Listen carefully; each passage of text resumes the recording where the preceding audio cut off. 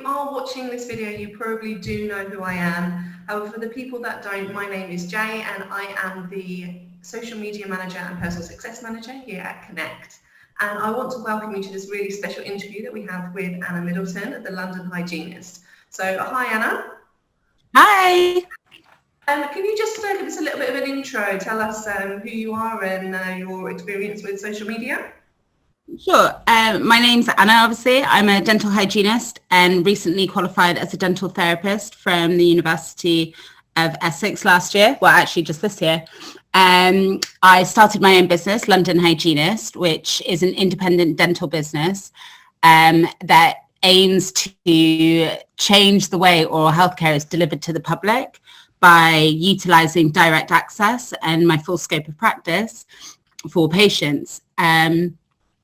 Really sort of started the social media journey as part of the sort of business plan, in the sense that when I created the name London Hygienist, I just swept up all the handles to make sure I just had them there to use down the line. And at the time when I sort of started, Instagram, I would say, was maybe still in its sort of early years of being utilized as a social media platform. Excellent. Okay, so tell us a little bit before you started your business. So was you just working at a particular practice as a hygienist? Was there a reason why you moved into doing it for yourself? Okay, so when I went to uni in 2013, that was the year that direct access came into play. And I sort of sat there in the lecture. Actually, funny enough, when I applied, it was one of the questions on like an entry exam. So I studied at the Eastman Dental Hospital originally. And part of the interview process, there's like a sort of interview, but then a sort of written exam. And one of the questions was, what is direct access?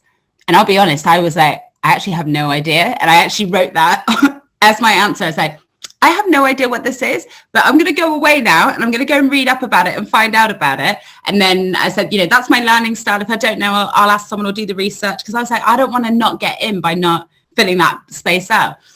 So then I went away and read all about it in my lunch break before the second part interview, which was face to face. And at the end, they said, oh, do you have anything else you want to tell us? I was like, yes, I now know what direct access is. And they were like, what? And I was like, there's a question. And I didn't know the answer, but I know the answer now. And they were like, okay, thank you, Miss Middleton, bye. So it kind of got me thinking. So my original dream, my background is actually in sound engineering and music tech. So I qualified in that, and then I sort of worked for an arts company for a while. And then unfortunately, when the recession hit, I lost all my government funded projects that I used to do a lot of youth projects, community projects. And I was also working in hospitality, and it just got to the point where I was like 24 and I was like, I want to study again, and I want to do something that is going to be a lifelong career, but I can't just go off to uni and give up like working. I was living on my own. I have like the house, the car, the dog, the responsibilities. And my friend said to me, she's like, why don't you become a dental nurse? And I was like, yeah, I'd be really into that. So anyway, fast forward, became a dental nurse, did that for a year, worked my way up just as through nursing. And my dream, I was working with the hygienist as a nurse, and I was like, perfect, this is what I want to now aspire to be and do. She, worked 4 days a week. All our patients loved her, went on 3-4 exotic holidays a year. I was like, right, sign me up. This is for me.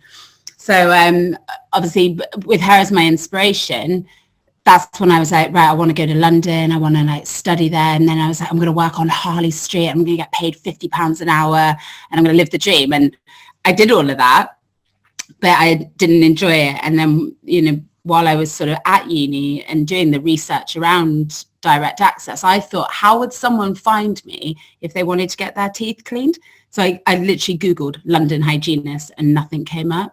So I bought the .com and the .co.uk and I just sat on it, finished my course, went off, got the jobs that I wanted. A year or two later, miserable, hated it. And this whole time, the London Hygienist stuff was just there in the background. And then one day, I just had to back myself. I was like, I'm not getting into any clinics where I'm really sort of being able to flourish or stand out, and I'm being met with roadblocks all the time. I was like, I don't know if it's my personality or the people that I'm trying to work with. And then that was it. I was like, right, London Hygienist, come on, up, let's go. And then I got a logo, trademarked, went limited, started, I made my own website, which was just a basic landing page, and then really started nurturing the social media channels. Because at the time, while I was working at clinics, I had a diary that just was empty. So my main call to action was patience. I was like, I need patience. So everything I did with social media was to let people know, A, where I am, and 2, that I have appointments available. And that was the main sort of thing. And then slotting in between that was the opportunity to then show my personality, but also share facts, bust myths, all those things. And no one was really doing it at the time. When I first started, the only person that I followed, who was a dental professional, was a hygienist from Amsterdam. And she was, she has her own clinic. And I was like, wow, this is, goals. And no one else was doing it. And then obviously, my good friend and colleague, Dr. Rona, her and I were always doing like sort of social media posts on the weekend, because I used to be her dental nurse before I qualified. So I used to work with her on a Saturday, and I guess we just sort of saw a gap in the market. I saw a gap with direct access and she saw a gap with social media, and then it just sort of snowballs from there. Excellent. So are you currently based in one dental practice, or have you kind of based in different ones at the moment? So I work in 2 clinics. I work with Rona in Chelsea, and then another clinic in Clapham called White & Co. And funny enough, White & Co. I did actually start out when I graduated, and I've been there ever since. And they've been so supportive, watching me grow as a clinician, and they see the value in what I do and what I bring to the practice. And sort of 5 years on, nearly 6 years on now, that I pretty much have like free reign of what I can do. And they even adjusted all of my days last year so I could go back to uni, and they've been super supportive. So yeah, just the 2 clinics. And how my setup works is I see the patients of the practice, but I also see London Hygienist patients there. So I have full permission and right to refer those patients in. And if anything, it's almost sort of starting to get to the point where I can't take on any new patients of the practice, because I'm so booked up with either new London Hygienist patients or existing ones, or my ones that I sort of had that have accumulated like over the years. But it's phenomenal. Some days I think, how is it still progressing at the rate it is? Because, post lockdown, I saw a huge spike in new patients, and to the point where I would say between 5 and 10 new patients per week. And that's just my own bringing to the table. And then on top of that, not only do those patients have treatment with me, they often then go on to have further treatment with the dentist. So again, this was another reason why I decided to go back and do therapy, because I was just handing away a ton of work. And it's not bad, but, after, like I said, coming up to 6 years now, I've got that, 5-6 year itch of like, I don't feel that I can progress much further with hygiene and perio. And I'm really confident and comfortable with that. So now it's time to push myself into the next element. And it helps improve workflow in general anyway. So regardless of whether they were my patients, the patients of the practice, who then need treatment, I'm able to maintain their sort of dental care and dental journey without them having to, necessarily always see a dentist. So, I'm going to have the ability to do the checkup. If they need, their bite wings repeated, I can be like, yeah, okay, I think that's due. We can do this. Or, if I pick up something. So yeah, that's obviously like the sort of next progression of how that will then, the business will change in terms of how I now need to, in a sense, remarket myself in what I'm doing. Perfect. Okay, so you say that you saw a spike and you was getting new patients in. So do you just solely promote on social media, or do you have any online like website campaigns going or anything like that, or is it just purely through social media? No, so actually,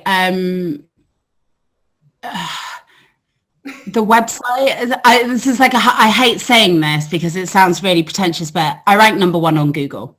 Yeah. So all you have to type in is hygienist near me or London Hygienist. And obviously if you are in London, it's going to come up. I think it's really important that when you are sort of creating like your brand and your business, that you make sure that you cover all those things that increase your visibility. I say to people all the time, you've got great stuff, but your visibility is just non-existent. And it's making sure, for example, I have a Google landing like business page. So when it comes up as a business, and, people can leave reviews that links to the website, all that stuff is there. So important. And at the time, again, I just got permission from the practices. I was like, do you mind if I go ahead and do this? Obviously, they either call or they send you a pin to like verify the location. And they're like, of course not. It's increasing the visibility. I think last month I saw the stats come through. Over 8,000 people last month found me on Google when they send you your like analytics. So social media is one. Word of mouth is the hugest, and I think will always remain in any business that the most highly regarded form of like advertising. But no, don't invest. I don't personally invest into campaigns, because for me now, I'm at that point where I'm actually in a position where it's not like I need new patients, so I want a huge uptake of, treatments. So for example, Invisalign or implants and things like that. I tried it before in the past. We've run a few campaigns, whether they were Facebook or Google, I set a small budget aside. But the main reason why we did that was actually to pull analytics of what were people searching for, where was our, it was more for data analysis than actually getting something like out of it. I also feel like for me, my big thing's always been authenticity, organic growth. I've let, myself grow as an individual and a clinician, and I want the same for like my business.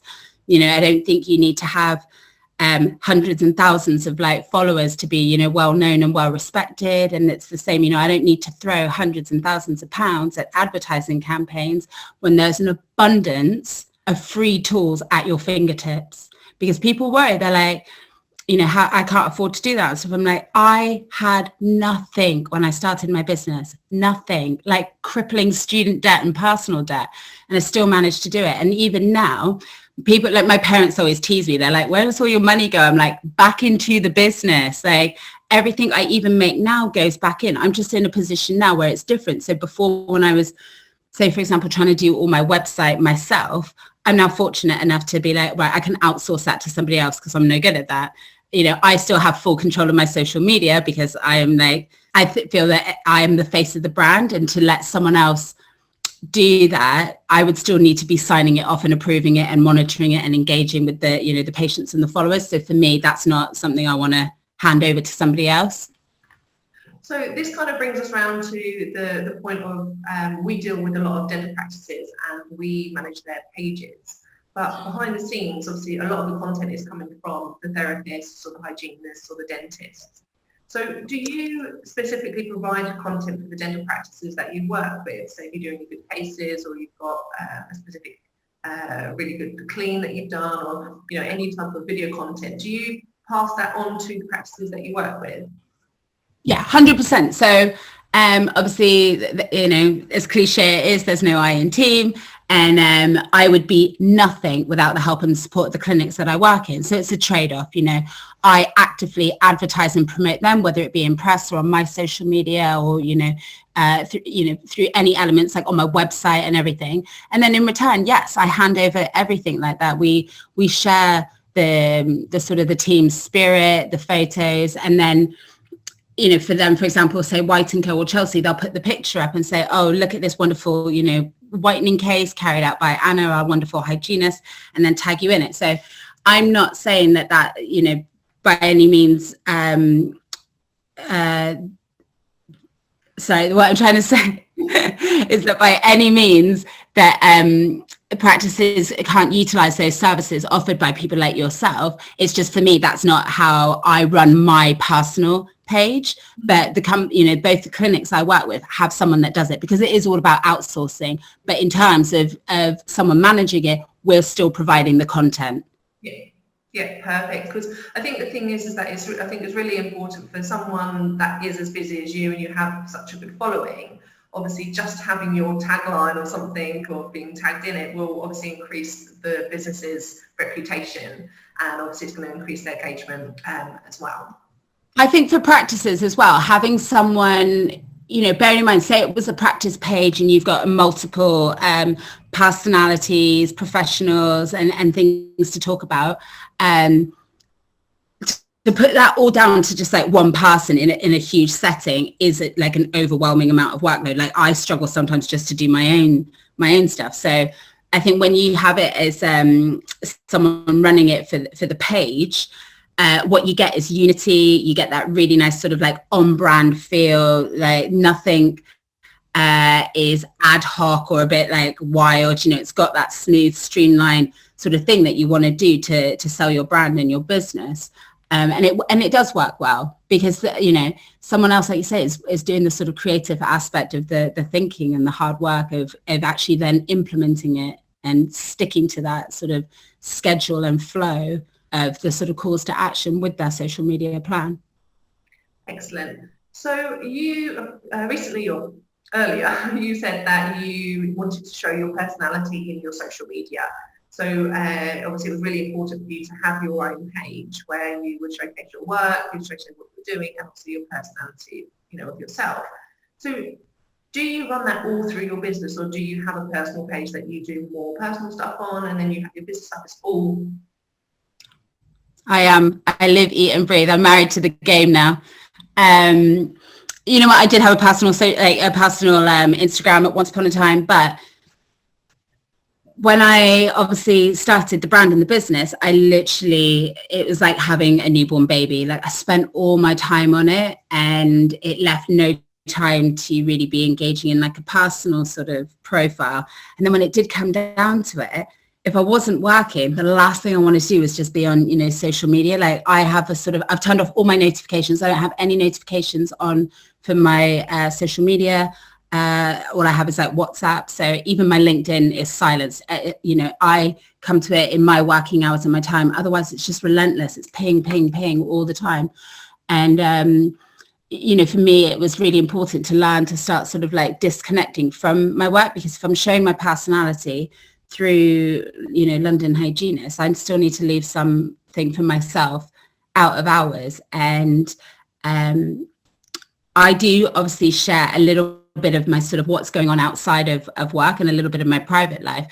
But again, it's not, it's because people are interested, and we know that people buy from people, and, you know, they're invested in you as a business. They're invested in you as an individual. You know, the amount of patients who have watched me go from, hi, this is my first day, to seeing me where I am now. And, you know, they want to know, they feel like they're part of that journey sort of with me. And it's not just for the sort of public, it's obviously to continue to help and support and give back to the industry and for other hygienists and therapists to show that, you know, there's a strong workforce out there, a good positive career to be had. But for me, the social side of it, you know, from a private perspective, doesn't interest me.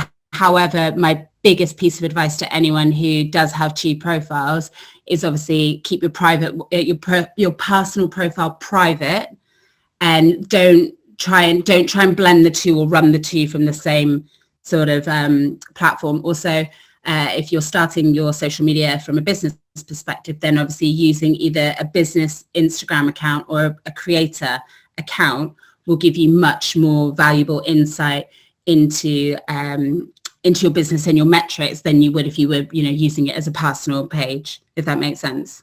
Absolutely, yeah, that's really, really good information. Thank you. So you said that you sat on your handles and your websites and everything for a long time. I mean, this is really, really good advice to do. And obviously, when we get a new client on board, we'd obviously make sure we grab those domains and everything just in case they want to use it or change things up later down the line. Because the last thing you need is to start having to make up handles, which, you know, the way that Instagram has grown, it's almost impossible to get your name, and normally you'll find the name that you want and it's not active and there's nothing you can do about it. So just if we go back to when you first started your Instagram account, obviously you have a lot of followers now, and you have now obviously surpassed the 10,000 marks, which obviously gives you a lot of different access to for what you do on your Instagram. So is there anything specific that you use that obviously is now available for you, or is a lot of it that's not really valuable? No, I think The big one obviously is the swipe up, and if anyone watching this does follow me, you'll know I love a swipe up, and I think it's really really great because it is that everyone wants to be able to do things quickly and easily as well, and if you can literally just swipe up and fill out a contact form or swipe up and read something rather than being like, oh, can you go and click the link in the bio. I think one of Instagram's biggest flaws is that you can't have the web links in your like text of your static posts, which is so frustrating because then you're like, to read the full article, go click on my link tree and this, that and the other, or to book a course play. So having that swipe up function, I'm just the biggest fan of it. I think that's probably my most used feature, and I hope eventually that perhaps they roll it out for more business accounts anyway, kind of thing, because to say it's something you can only have when you surpass to get to a certain number of followers, it's just really, I don't know what. Yeah, I think it's really ridiculous, especially if you are like a business or a brand, or the whole point is that we're using these profiles to help share information and enlighten each other. So I don't know why you have to be special and hit the 10,000 mark to get there. So how did you get to your 10,000 and obviously more? I mean, was it something that just organically happened over time, or was it something that kind of happened for us from a few posts or getting into the practice, or does anything change? How did you get there? It's so weird. Like Instagram's a fickle place, you can have growth spurts where one day I'll just wake up and I don't know what happened in the night, and I'll have, 20 new followers or something. I'm like, obviously someone shared something that was seen by X amount of people, and then that boosted it. Obviously for me, organic growth has been essential, bearing in mind that Instagram page is, I don't know, anywhere dated between 2015 and 2017, and we're now in 2021. So that I've grown that really, really slowly, and I've lost followers along the way. At the time when I joined, I just obviously followed accounts that I was interested in as well, and started engaging in them and chatting with other profiles. And then obviously they would sort of follow you back, and you kind of build like an Instagram community. And it's funny because obviously when the showcases were still happening, you'd all of a sudden run into someone and you'd realize, you're like, wait, we've never actually met in real life. We've only ever spoken online. And, I'll be walking along and I'll hear someone shout like, London Hygienist. And I'm like, what? And, you just, it's funny how it has brought people together. I had lunch with a girl in New York who was a hygienist from Australia. And we both happened to be in New York at the same time. And we obviously through Instagram ended up meeting up with each other and hanging out. And that is crazy to think that, you can build these sort of relationships. I talk to girls in America all the time, in Canada, who are hygienists and therapists. And then I think some of the big bits of following were having certain sort of, Rona and I have worked with a lot of influencers in the past, and some of them, they've come in and these girls and guys have, modest followings, but it's like the gospel according to, one girl, Melissa, she'll come in and whatever Melissa says, everyone jumps on it. She's the girl that made M&S sell out all their macaroni cheese because she posted about it, and Zara sold out a perfume in a day after her. She's hugely influential and very well liked and respected. And again, if Mel says, oh, I had a clean with Anna, next thing you know, it's 200 new followers and a stack of DMs and stuff. So there is power in that sort of influencer domain. It works sometimes. Other times we've had, I've had experiences with it where it's not been very financially viable or beneficial for the business or branding. So yeah, I think it's one of those, we've over the years I've sort of dabbled in different tactics, but more than anything, my patients have then followed me, when they leave and stuff, and or people have seen you in press or an article. So it's just, again, it was always about brand awareness in the early years for me. Perfect. So we actually work a lot with our practices with influencers, and saying obviously we know that it's a very touch and go. Obviously, if you've got somebody that's as you said, like Melissa, that it's gold dust basically, yeah. Because it's not even worth the money that you could pay her probably, because she just needs to do one thing and it's done. And then obviously a lot of some of the other ones, which is the majority of them we work with, you do need to kind of make sure you're getting the content from them and you're making sure that they're putting stories on and stuff like that to make it viable. So with regards to the influencers, do you find that some of the bigger ones don't ask for much in return, or are they always after something for free? Do you know, it's really funny, and as much as I, am open to like ideas and business things, working with influencers has never been really my thing. To a certain degree, sometimes I feel like I don't want to devalue what I'm doing. And I found sometimes, I think it's different for a dentist when they have, for example, high yielding treatments such as Invisalign, or implants, or crowns, veneers. That's a high yield for them. So if they did that for an influencer and then got one case back off that, then of course that's like worthwhile. That, do you see what I mean? It's like the value and the margins are completely different. For myself with hygiene, I could do say 3 influencer cleans, not get paid, and I'm actually out of pocket from that. And I feel, sometimes with hygiene, it is a little bit hit and miss. However, that said, in the right delivery, it can work wonders. For example, Melissa was super scared of coming to the hygienist or had bad experiences. So for her to turn around and say, actually, that was the most gentle clean I've ever had. If you were a nervous person, then I highly recommend her. And then that was like, then I got an influx of patients who were like, I am a nervous patient, or, they're coming to you then because of your not just your service, it's more like, the personality and the skill set and what you can do to help them in a different sort of way. It's tricky, like you say, we both my clinics, we've worked with influencers, and some have been like absolutely fantastic and they're really like on the ball with how to create and work alongside us. Others you're a bit like, oh. But it's just the way it goes. I mean, I'm not against it, but for me now, it's not necessary. I do get approached sometimes, and I think I have to look at the value of who they are and what they can offer in return.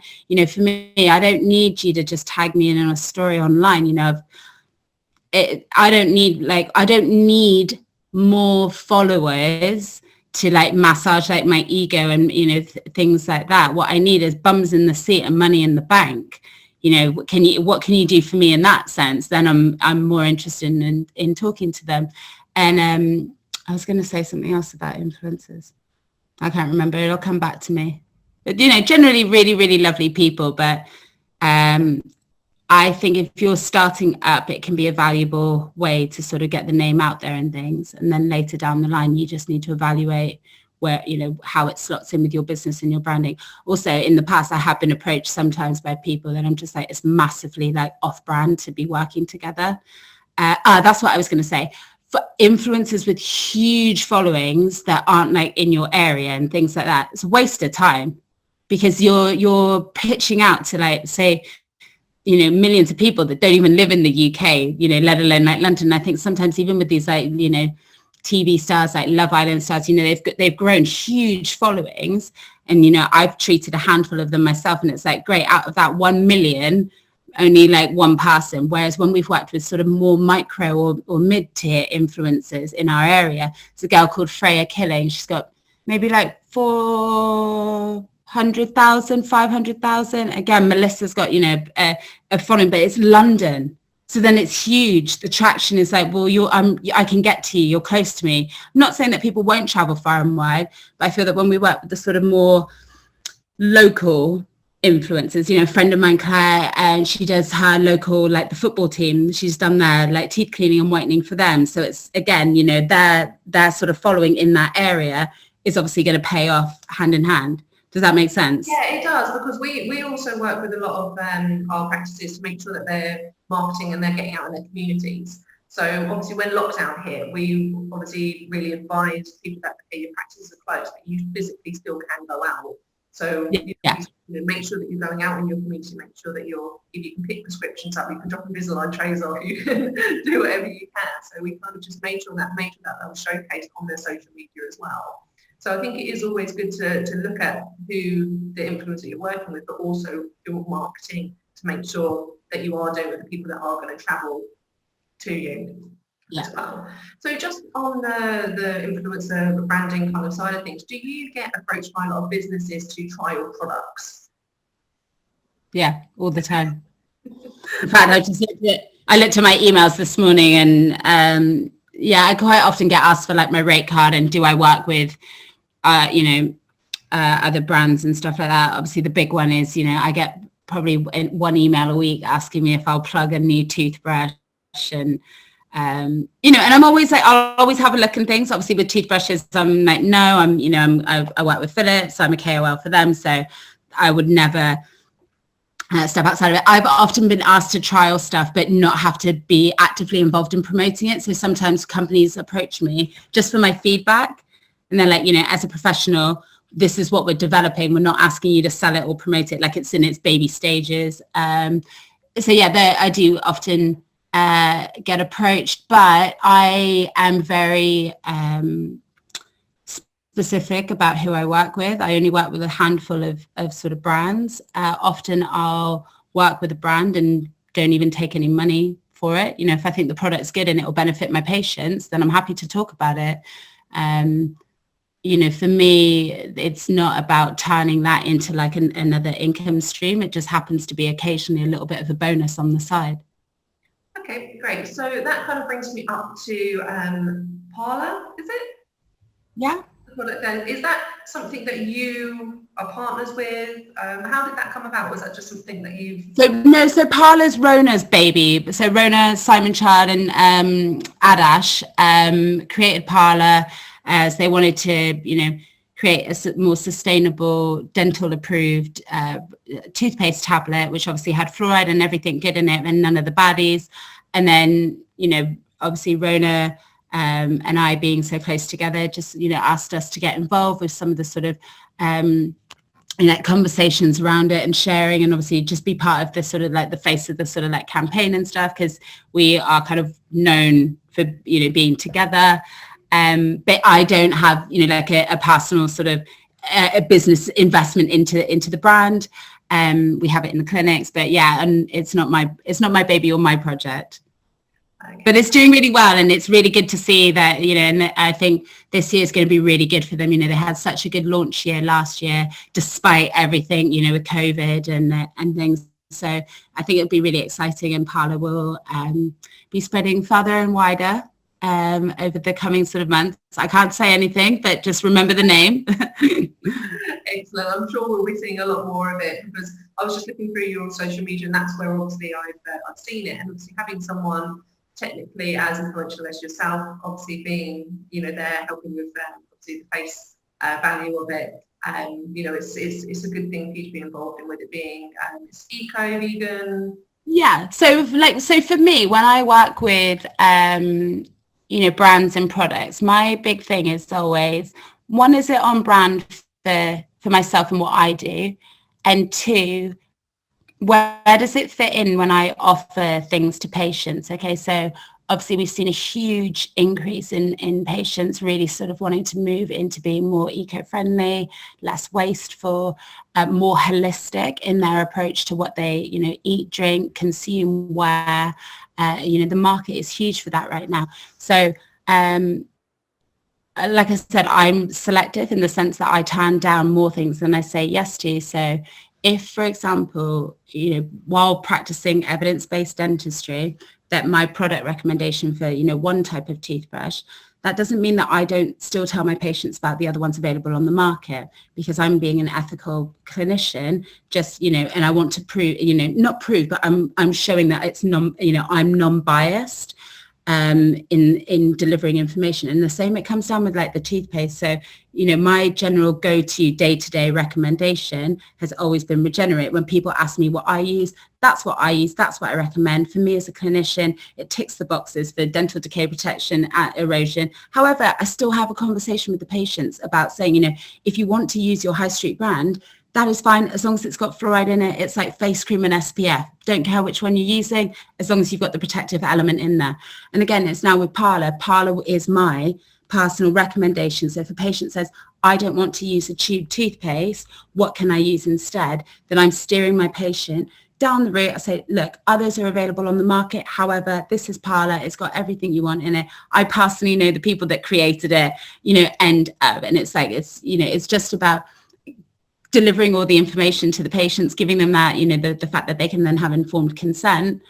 And, you've sort of like ticked the boxes. So it's the same now. People don't want to use the, plastic interdental brushes. So now I'm, finding various other, products out on the market that I can steer patients down the route of collecting. Philips have brought out TerraCycle now as well, like a partnership to where patients can drop off their toothbrush, old toothbrush heads, handles, any of the sort of plastic products. So there's now recycling, systems in place. Anyway, that's kind of like totally off track, but it's all along the same lines of like what goes on behind the scenes when we're not just doing our day-to-day. Excellent. Okay, it's really good to kind of go off piece a bit on sometimes, because as you said, it's the kind of things that we don't see, and this is the kind of stuff that we need to make sure that our therapists are showcasing, because we'll take care of what's happening in the practice and we'll take care of things like that, but then we've got the therapist and the dentist on the other side of it that, as you said, you bring people to your dental practices, and if people can show their personality, which they might not get the chance to on their practice page, they can still bring in their own personality and obviously what they're feeling is good for them. Obviously, if they're, researching particular things, or they've got recommendations, it's really good to kind of make sure that that's a reason to have that personal page or professional page to kind of showcase those. So just moving back to social media, there's a few things that we push forward for our clients to use, and a lot of them, people do push against, and some of them are because it is possibly time consuming. We have like Instagram TV and also posting onto your stories. So how important is it for you to use these type of features in your social media? So I read a stat somewhere and I bang on it about all the time. It's something like by 2022, 82% of online content will be video content.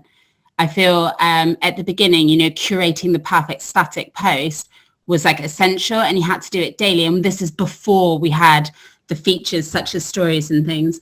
And now with the stories, I find that by making sure you can be consistent with that, I would say at least sharing something on the story once a day to keep Instagram's algorithm like happy that your account's active. But then the rest of the time now, I probably only do maybe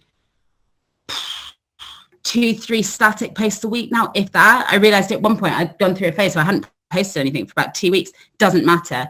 I find that sometimes the stories are actually more engaging for patients and, your sort of like network. IGTV, I've done a few little bits and bobs on it. I know it's important, but I think a lot of people still utilize YouTube more as their sort of like platform for that. But how, it's Instagram's version of it. Reels are becoming the new like hot thing. I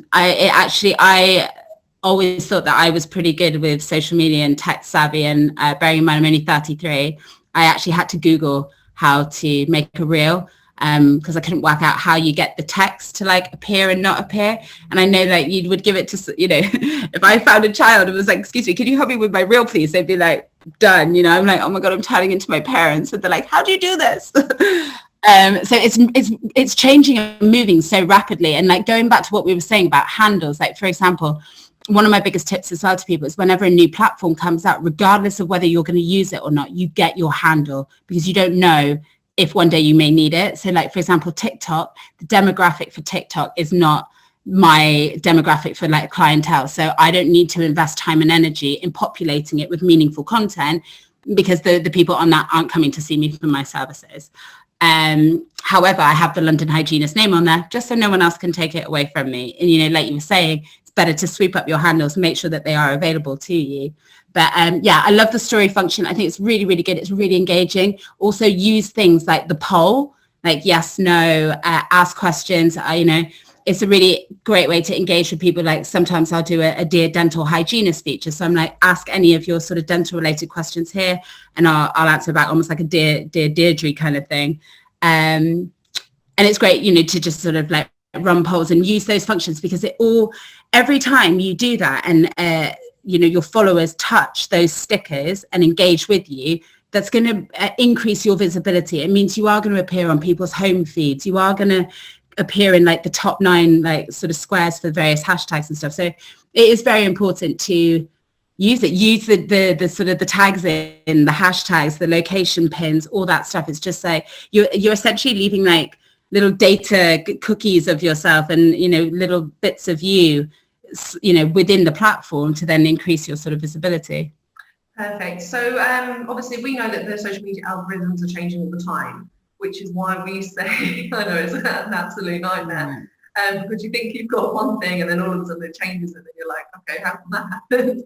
But, this is why we obviously say that, as you have done, that it's important to get the stories out there, use the different features, and, it's one of those ones that it might take a little bit of time to do every day, but it's really, really effective, because you've got some people that just do stories, you've got some people that do stories and posts, and some people that just concentrate on the posts, and that's just your followers checking in. So it's always good to cover all bases.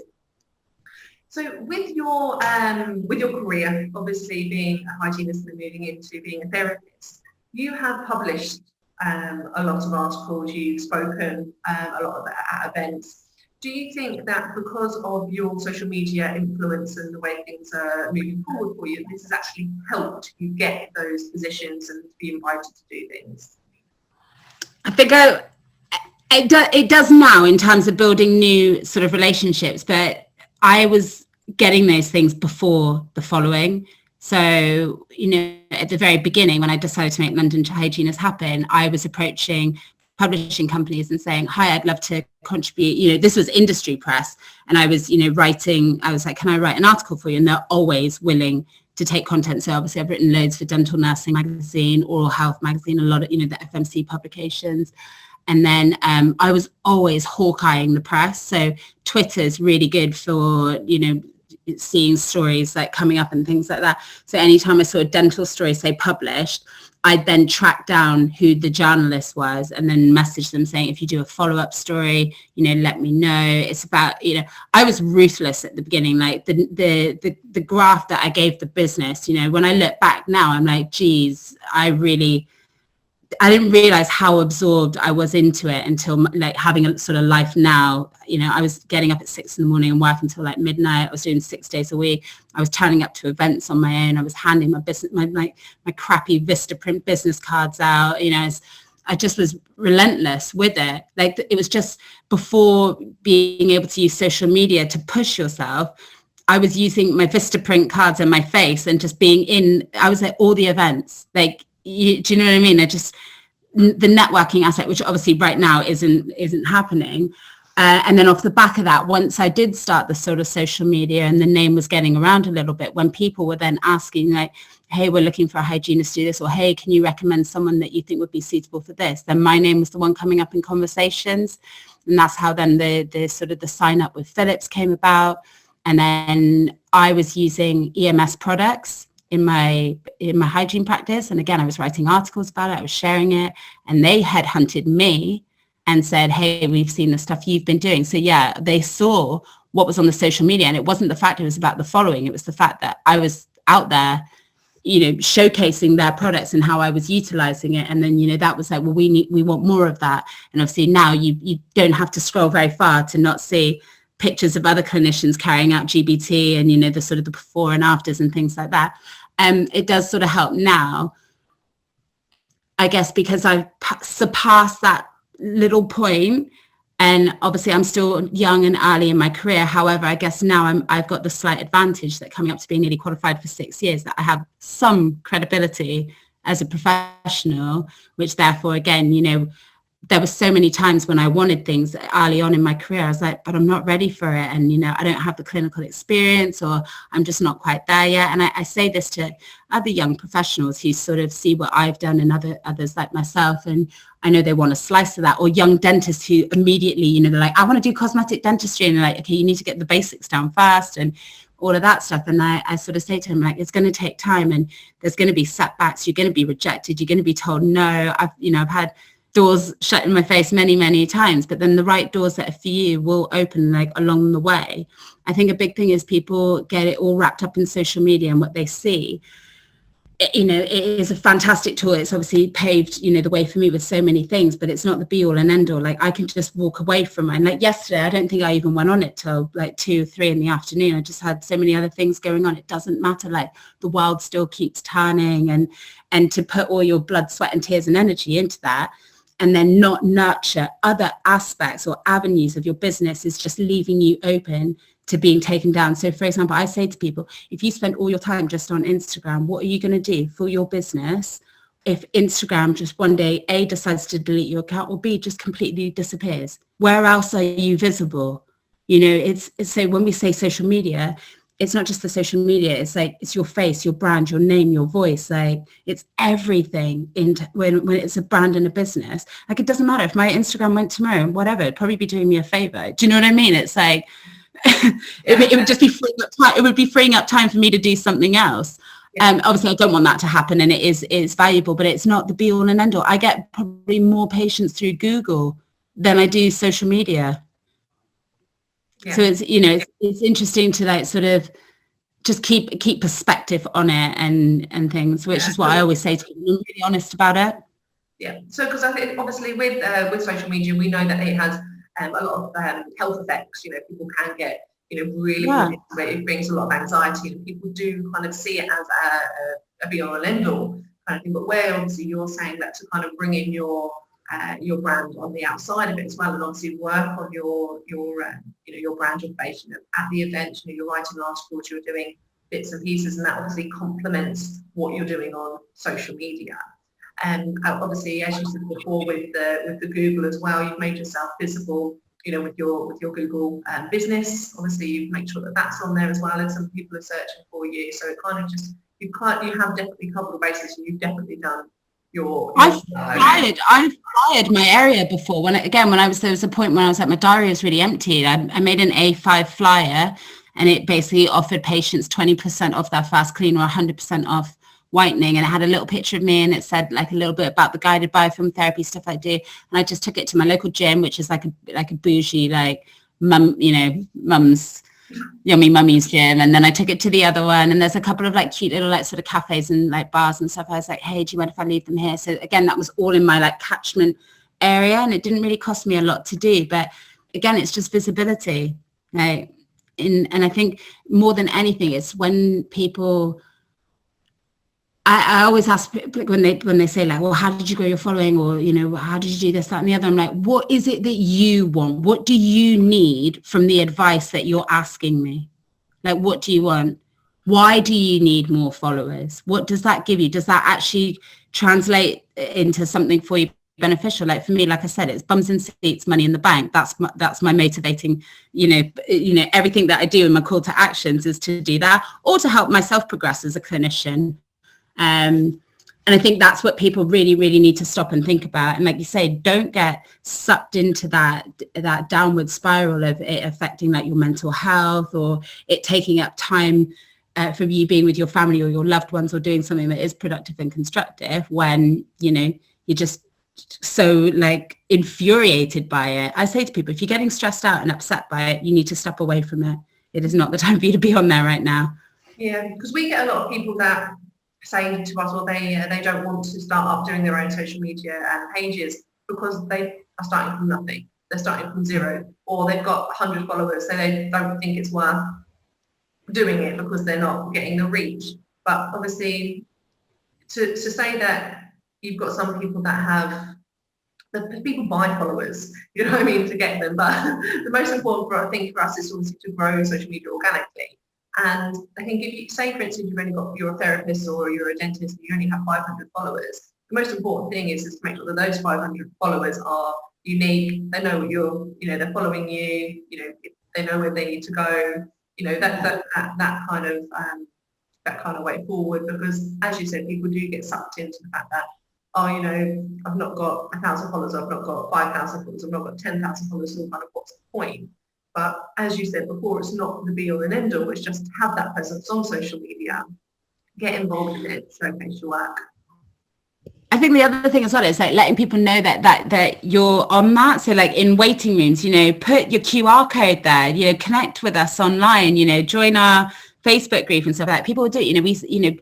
on the bottom of all my emails, it's like the social media handles are there. It's like connect with me online and stuff. I give every single patient a business card. I've left space specifically on my business cards to either write down next appointment, or what I do is I write down the product recommendation. So even if they, they didn't ask for it, I'm like, oh, let me just write that down for you. And again, I'll write down the name of the brush or the product. I'm like, look, if there are any problems, my email address is there, or you can connect with me on social media, and I just give it to them. You know what? It doesn't matter. If that card gets dropped in the street, they're only doing me a favor, because if people walk by and they see the logo or they see the name and the brand, they may be curious to look themselves, or if not, it's just, again, you're leaving visibility of yourself all around.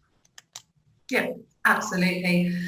So just to kind of follow up with our associates and therapists and clients that aren't on social media, what's the main part of advice that you have for them? In the sense that, if they want to get involved, they want to get involved, but they're kind of holding back, or they've got questions, or they've got things that they don't really, they're not ready to take that next step, but they kind of just need something to kind of advise them in the right direction. I mean, is it worth it? I mean, yeah, obviously 100% worth it. I've grown a business from the ground up on my own, and year in, year out, even last year with COVID, this business is not running at a loss. It is viable, and I'm a hygienist now, embarking on being a therapist. So it's like, if I can do that all on my own, a dental practice with a bigger team and, more clinicians and more services, of course, can, maximize that. And again, it's, where are the gaps? Have you got gaps in your diary? Are you not getting enough of the work that you want to get in? It's thinking, identifying the target.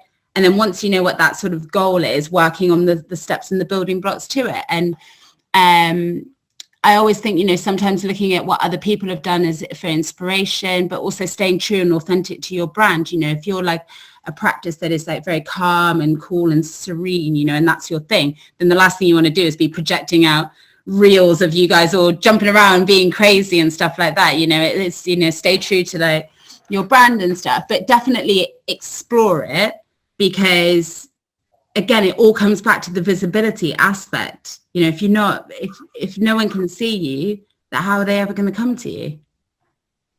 Exactly. Perfect.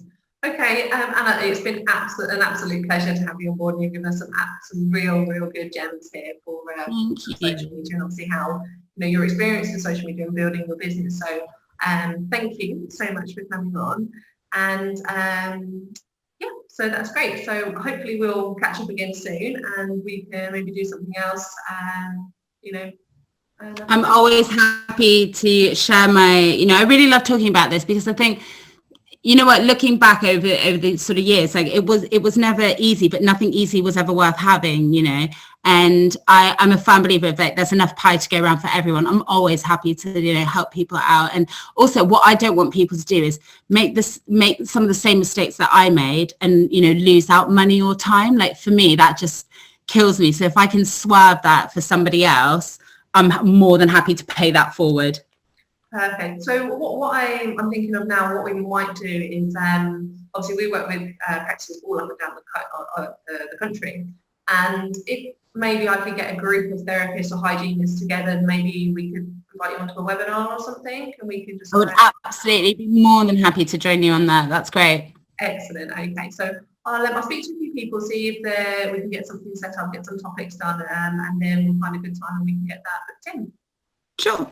Amazing, Anna. Thank you so much for your time. My pleasure, and thank you. Bye.